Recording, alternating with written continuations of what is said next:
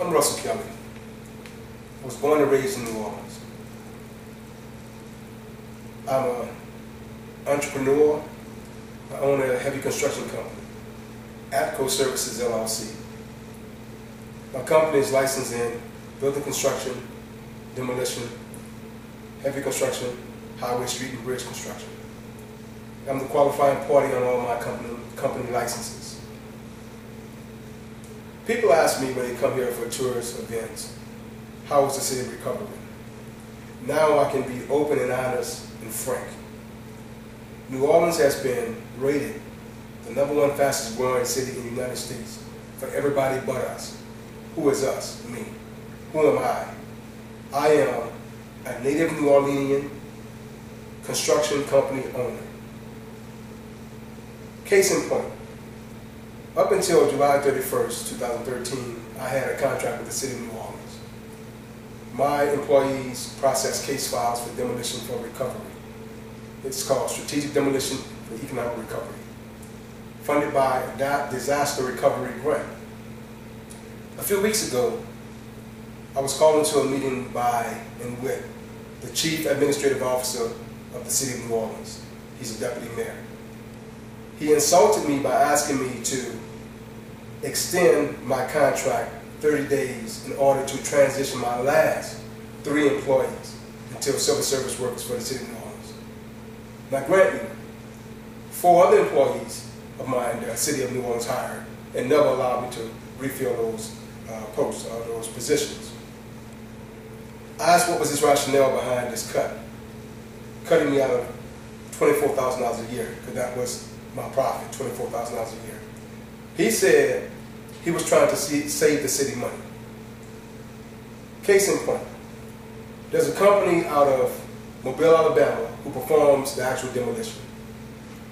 He cut my $24,000 per year, but yet on 6 properties, the City of New Orleans paid a company based in Mobile, Alabama, which owns in Mobile, Alabama, a total of $22,000 for demolition, but paid them $52,000 for backfill and sand.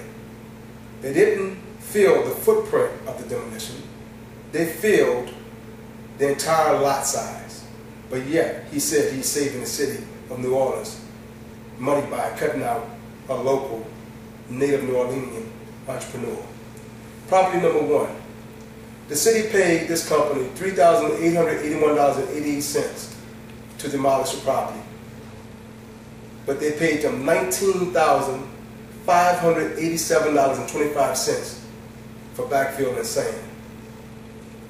They paid not only the price of demolition, but an additional $15,705.37 on one property.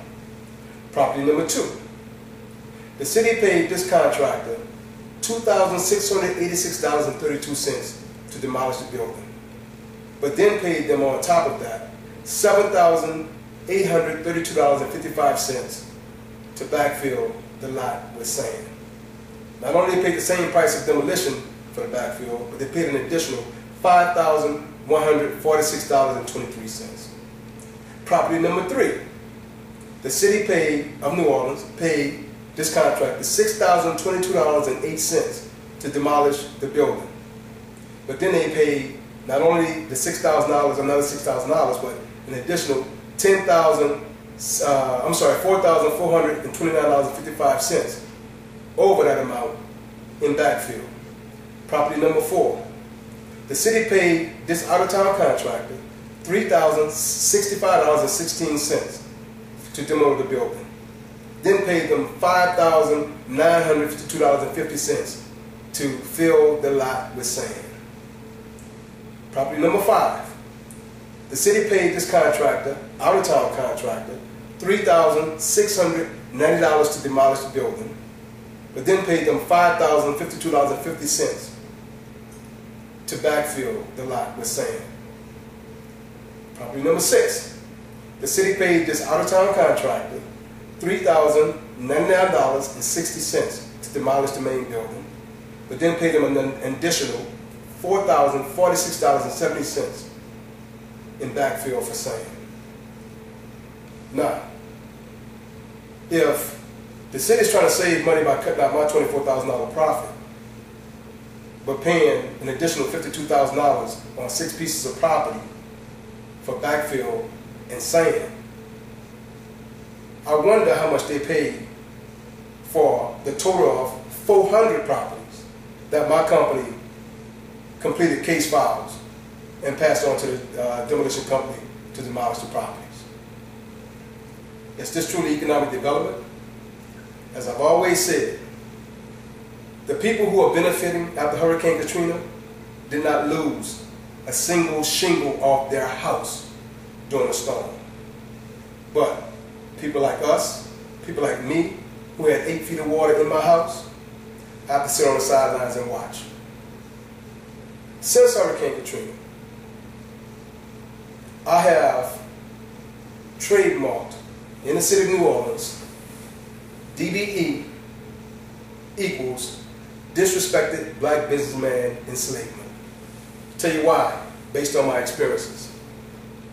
ACO Services, my company, is a disadvantaged business enterprise certified company. We are also a Section 3 certified company. But yet, on the same contract that I had with the city of New Orleans, the director of code enforcement for a year refused to meet with me. That's disrespectful.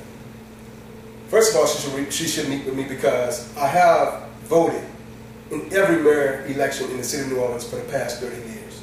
I'm a registered voter and I vote.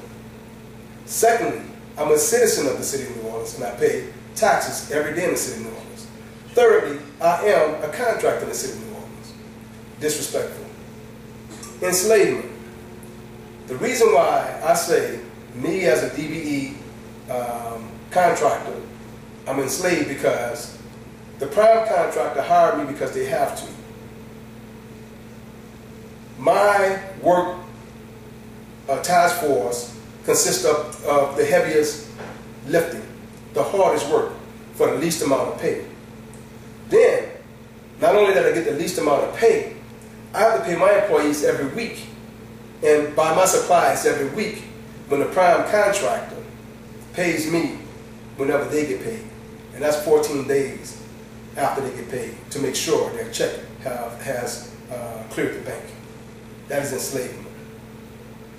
And I am a black businessman. Enslavement not only to the job, but now we're enslaved to the bank. We have to pay for somewhere to live, buy a house, drive a vehicle, or what have you. So again, based on my experiences, I have trademarked DBE equals disadvantaged black businessman enslavement. I watched our President Barack Obama on CNN today, and he mentioned about the economic recovery. He mentioned about housing or what have you. He mentioned about economics for their infrastructure. If I was born and raised in New Orleans and a licensed and certified contractor and get cut out for a $24,000 profit that the CEO is trying to save the city money, if I don't have a chance, how does that college graduate coming out of school in the city of New Orleans have a chance?